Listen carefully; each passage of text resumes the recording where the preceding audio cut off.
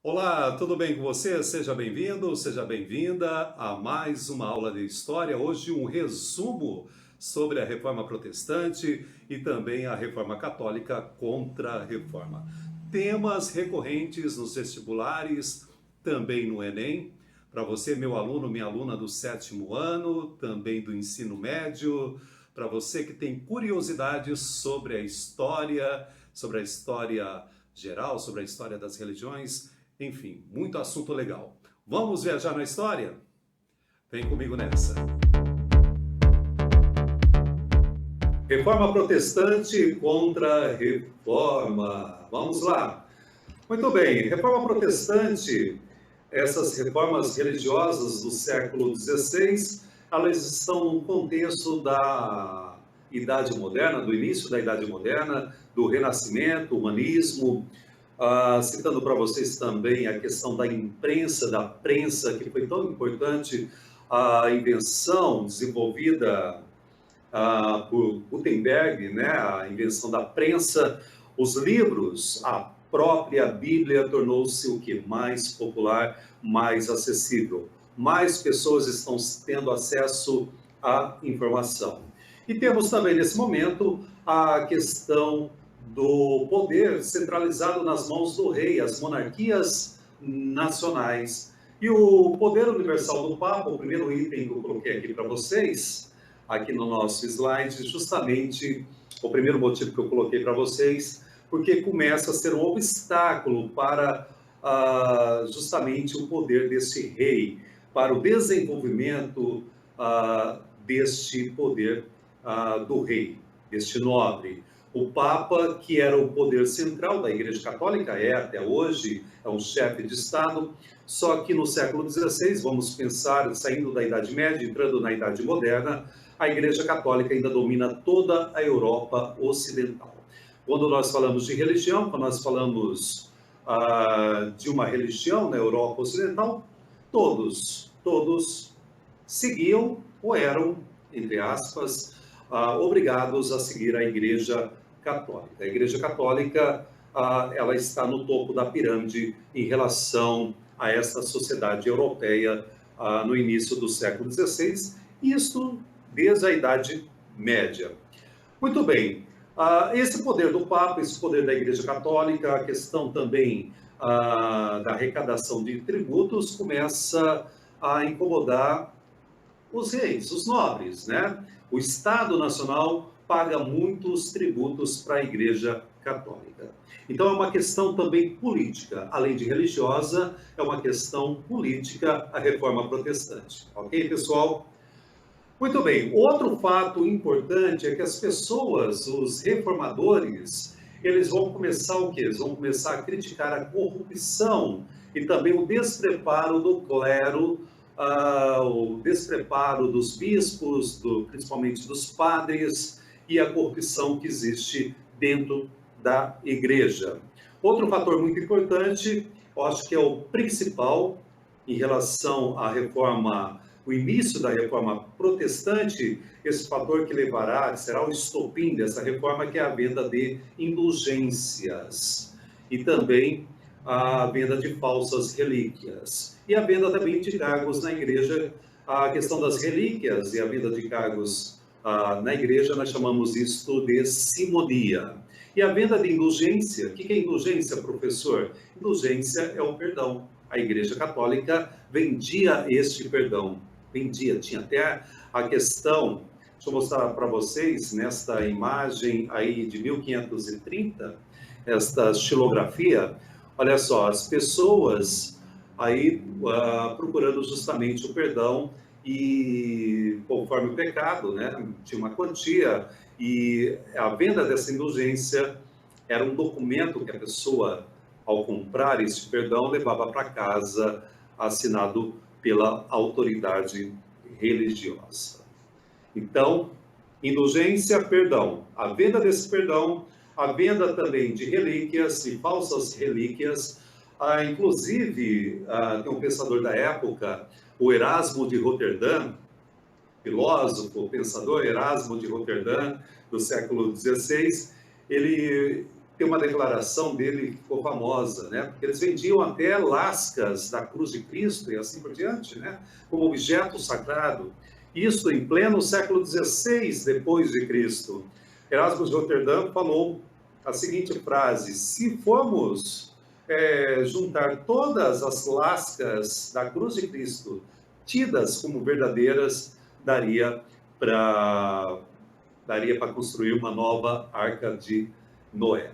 Ou seja, era muito escancarado, né? Era algo que começou a incomodar as pessoas. Lembrando que no século XVI, no Renascimento, as pessoas, através das leituras, do desenvolvimento do humanismo, do antropocentrismo, o homem como centro de todas as coisas, as pessoas se tornaram mais críticas. Estão lendo e é claro que vão começar a criticar toda esta questão envolvendo a igreja. E é também uma questão política que eu já falei para vocês. É importante também salientar em relação a esse século XVI, em relação à Igreja Católica, em relação a esse poder dos reis, em relação à questão da ciência, enfim, todas essas questões são importantes para o entendimento do que nós iremos tratar a partir desse momento.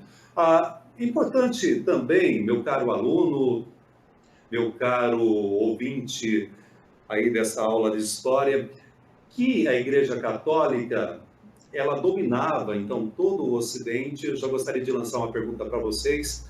Como que o Lutero, e daqui a pouco estarei falando sobre ele, o Lutero, o grande nome da Reforma Protestante, olha a moto passando na rua, vocês vão ouvir muitos ruídos, às vezes, durante a aula, tá, pessoal? Só estou pedindo desculpas. O ruído que vem da rua aqui, no apartamento, ele é muito alto, né? Voltando à questão do Lutero, como que essa reforma protestante irá diante de um poder, né, tão forte da Igreja Católica, um poder, inclusive, que punia, que até matava, né, quem fosse contra os dogmas da Igreja Católica, né? Por que a reforma protestante foi adiante? Vocês vão entender, porque no próximo slide aqui, eu vou falar sobre dois reformadores, os dois primeiros reformadores, antes, inclusive, do Lutero. Nós temos o John Wycliffe. Ele traduziu a Bíblia para o inglês, né? Ele vivia no local, na região que é a atual Inglaterra. Ele fez várias críticas ao clero, ele falou sobre acúmulo de riquezas, falta de instrução, né? Ele achava que para você, inclusive ele estudou teologia, para você ter um cargo numa igreja, né, você precisaria o quê? Ter uma boa formação intelectual. Ele foi julgado pelo tribunal religioso da Igreja Católica, que o acusou de herege, mas ele acabou o quê? Sumindo, desaparecendo, fugindo, e se livrou da fogueira, se livrou da morte. Não é o mesmo caminho, né? Não é o mesmo fim que nós teremos de outro reformador, também do século XV, principalmente, início do século XV, que é o Jan Hus. O Jan Hus, professor da Universidade de Praga, na atual Tchecoslováquia, República Tcheca, teólogo e brilhante orador. Ele traduziu, inclusive, a Bíblia para a língua tcheca, né, para o idioma tcheco, assim como o Wycliffe também fez em relação à Bíblia, traduziu para o inglês. Isso era uma heresia, né? Eu falei sobre herege, né? Professor, o que é herege? O que é herege? É aquele que comete a heresia. O que é heresia? É crime contra a Igreja Católica. O que o alto clero, o santo ofício, a justiça da Igreja Católica condenava, inclusive, tinha um tribunal, o Tribunal da Inquisição, que daqui a pouco vou falar sobre ele, que julgava essas pessoas que eram consideradas hereges e poderia até morrer na fogueira para servir de exemplo. Então, heresia, crime contra a fé cristã, aquilo que a Igreja Católica acreditava. Você contestar, você seguir uma outra religião, você criticar o clero, você poderia ser acusado de heresia. Muito bem. Ele fez várias críticas ao luxo, né? Coloquei um A e a mais no texto, ao luxo do alto clero. Ele foi considerado herege pela Igreja Católica e ele foi queimado vivo. Olha só a ilustração aí. Ele foi queimado vivo em 1415. Nossa, professor, mas que terror, professor, mas precisa disso, professor, numa aula de história? É a história, não estou inventando, tá, pessoal? Então, a igreja queimou o Jean Hus em 1415. Inclusive, até hoje, ele é um símbolo, né, de resistência lá na República Tcheca.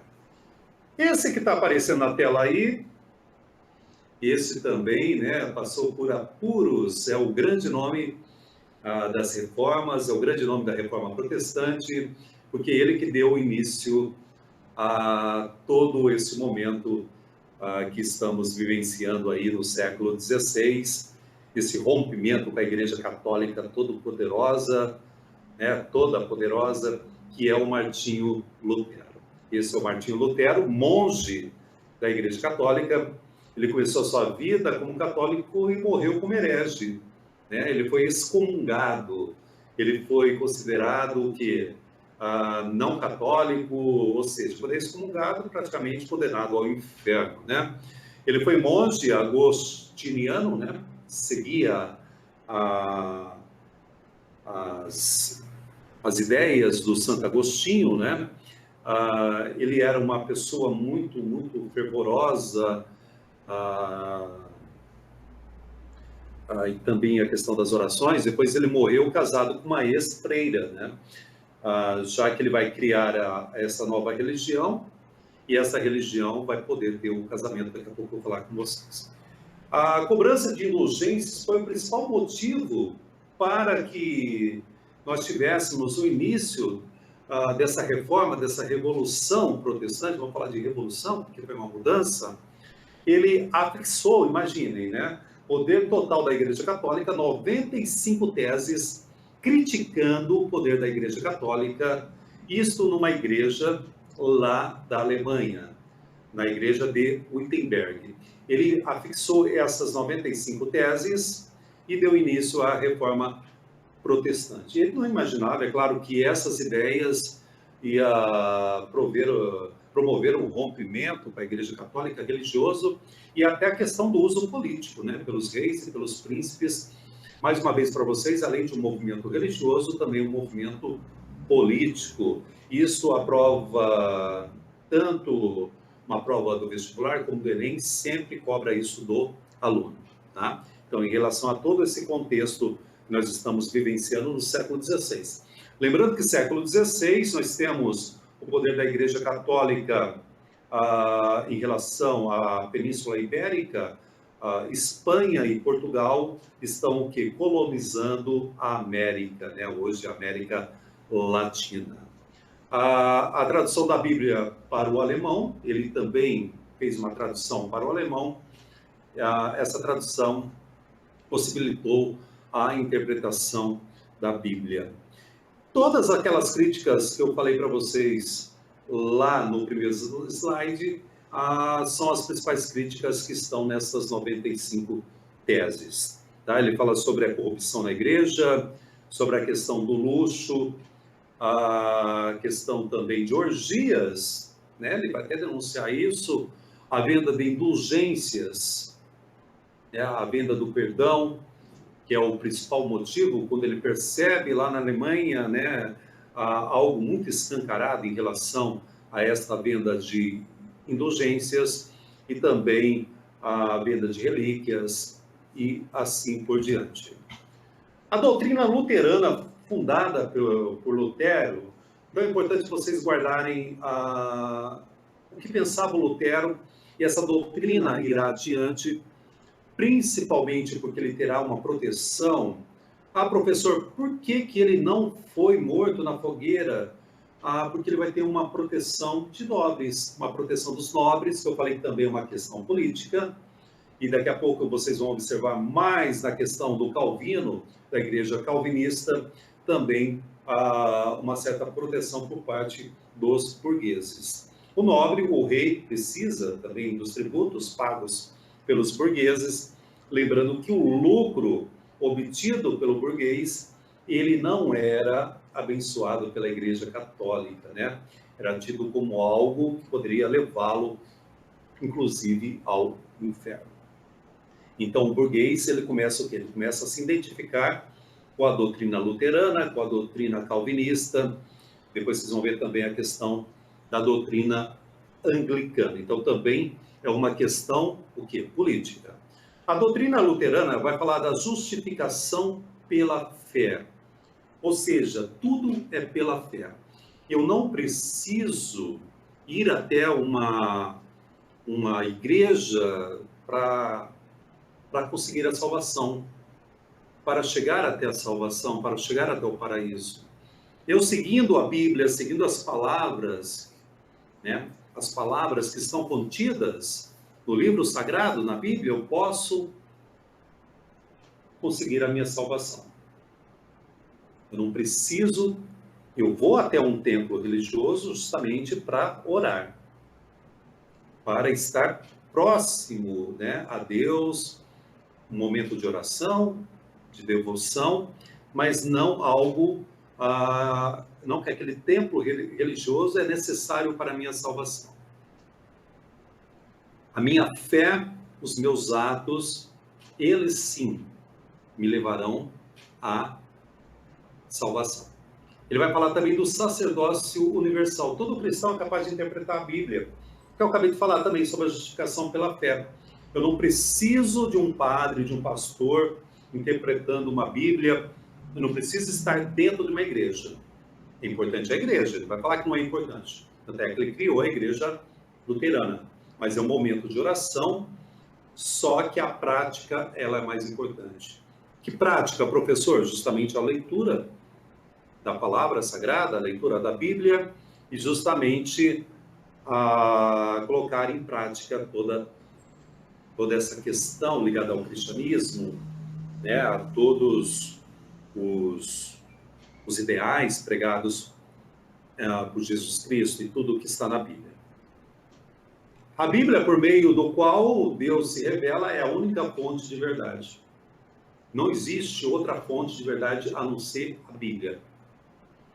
Olha só, pessoal, a Bíblia passa a ser o quê? O objeto, passa a ser o objeto principal da fé de todas as religiões que virão depois da Reforma Protestante. Como assim, professor? Não é para as outras religiões? Também. Só que aqui ele coloca, é a única fonte de verdade. Ele vai manter o batismo, é a questão da Eucaristia, são os dois únicos sacramentos. A Eucaristia é o momento da consagração, né? O momento do pão e do vinho, o corpo e o sangue de Jesus Cristo, todo aquele momento que nós temos num ato religioso, numa cerimônia religiosa, a questão dos católicos na missa, né? Que é justamente o momento da comunhão. E o batismo será mantido, conforme eu falei para vocês. O culto aos santos e às imagens não tem fundamento, segundo o Lutero. Não tem fundamento você ficar cultuando. Ele fala também, inclusive, a questão da Virgem Maria, né? E de todos os santos, não há fundamento, não tem fundamento. O que você tem que cultuar é a Bíblia, a palavra de Jesus Cristo. E qualquer membro da igreja podia se casar. Tanto é que eu falei para vocês que o Lutero, no slide anterior, ele casou com uma ex-freira, né? Depois que ele fundou a doutrina luterana. Muito bem, esse é o João Calvino, né? Teólogo, líder religioso e escritor francês. Ele foi importante na Reforma Protestante, pessoal. Ele vai lançar ideias. Essas ideias irão chamar a atenção principalmente dos burgueses. Uma das principais ideias da doutrina calvinista, o João Calvino, inclusive, ele será considerado herege na França, ele vai se refugiar em Genebra, na Suíça, e lá em Genebra ele vai encontrar pessoas adeptas, né? Adeptas a ouvir as suas palavras, a seguir essa doutrina que ele criou.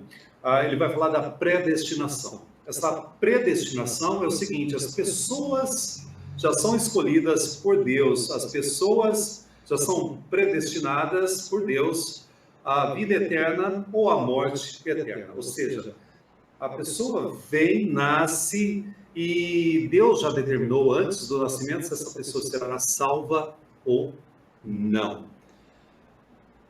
E durante a vida essa pessoa tem o quê? Tem os sinais da salvação, o sinal da salvação. De que maneira que ela pode obter, que ela pode saber se ela está salva ou não. Ele fala que através do trabalho, através do acúmulo do quê? Do lucro deste trabalho.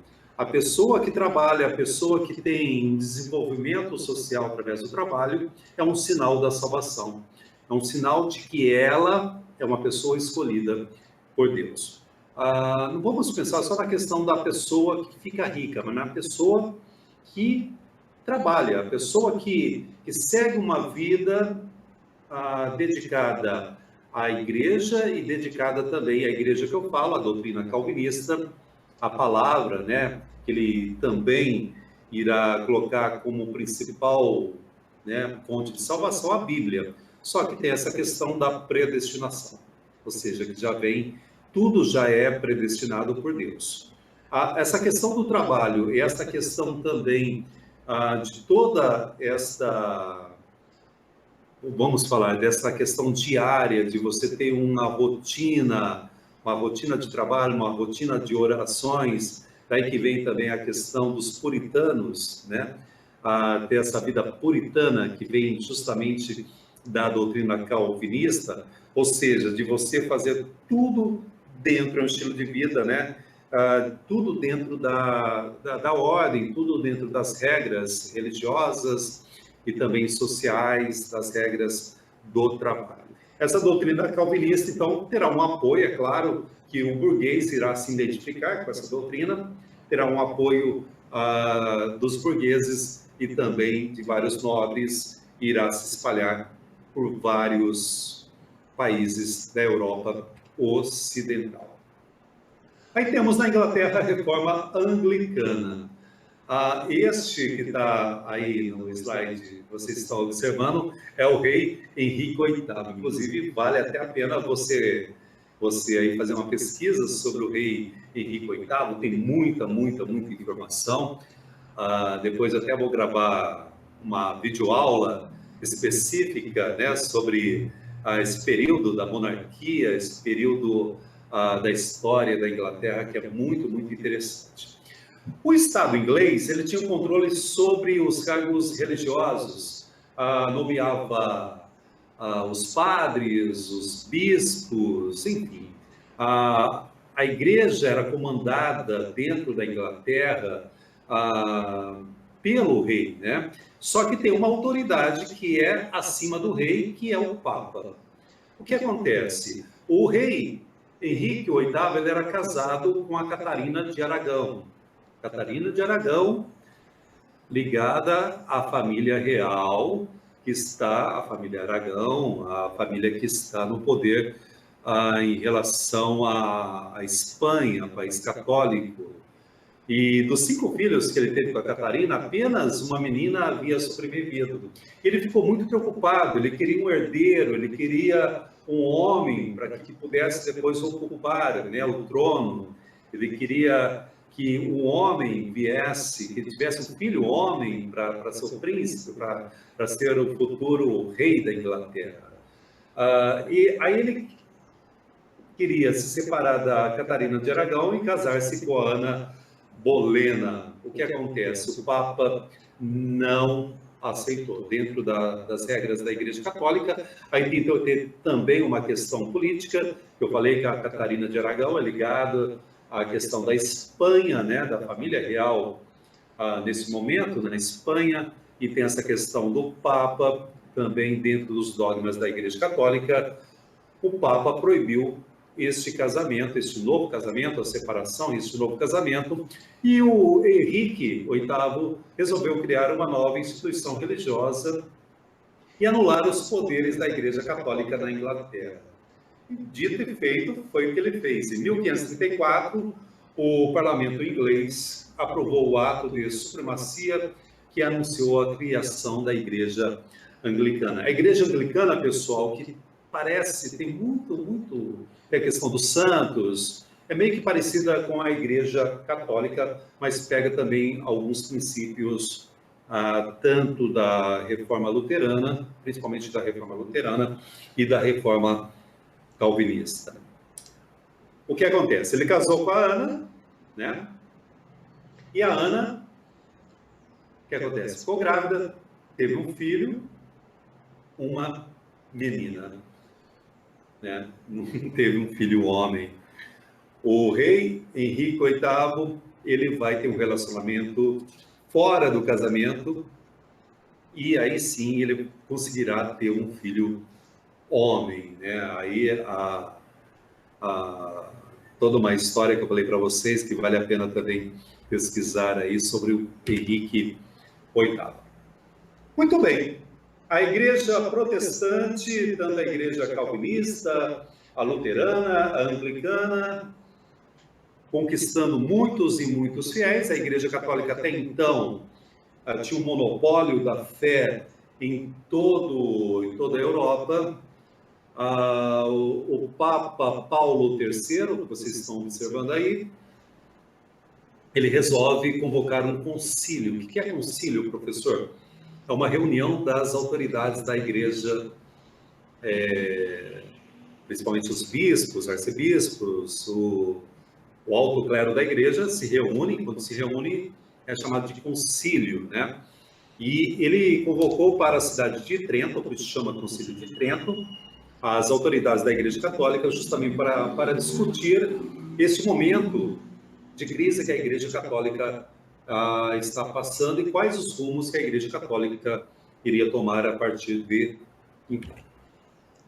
Muito bem, a reunião do Concílio de Trento, as principais decisões que nós tivemos neste concílio. Rejeitou as doutrinas da justificação pela fé de Lutero e também da predestinação de Calvino. Não há como adotar estas doutrinas dentro da fé católica. Esse concílio reafirmou os dogmas. Que são dogmas, professor? São as leis, são as verdades contidas dentro da religião.